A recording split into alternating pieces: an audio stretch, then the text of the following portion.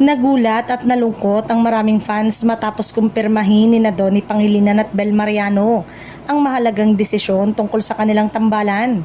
Sa isang panayam kay Bianca Gonzalez, inamin ng aktor na napagdesisyonan nilang dalawa na ang kanilang kasalukuyang proyekto ang magsisilbing huli muna nilang pagsasama bilang love team. Ayon kay Donnie, mutual ang naging desisyon nila ni Bel na gawing last Don Bell project ang pelikulang Tayo sa Wakas.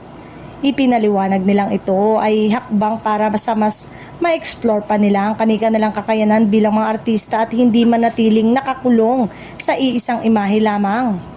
Dagdag pa ng dalawa, gusto nilang subukan ang iba't ibang role at makatrabaho ang ibang aktor upang mas lumawak ang kanilang karanasan sa industriya. Para sa kanila, mahalagang pagkakataon nito para sa personal at profesional na paglago.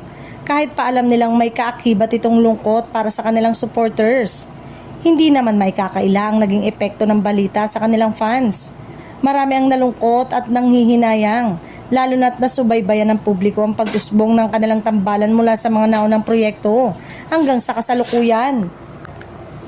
Gayunpaman, may ilan ding nakaunawa at sumuporta sa kanilang desisyon.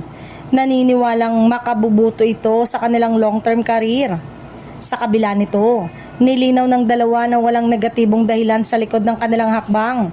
Wala umanong alitan o problema sa pagitan nila, kundi isang maayos at pinag-isipang desisyon para sa kanilang kinabukasan bilang mga artista.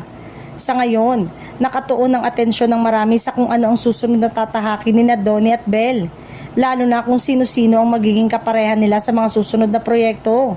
Ngunit para sa kanilang fans, nananatiling bukas ang posibilidad na balang araw ay muling magsama ang Don Bell sa mas panibagong anyo at mas hinog na pagganap.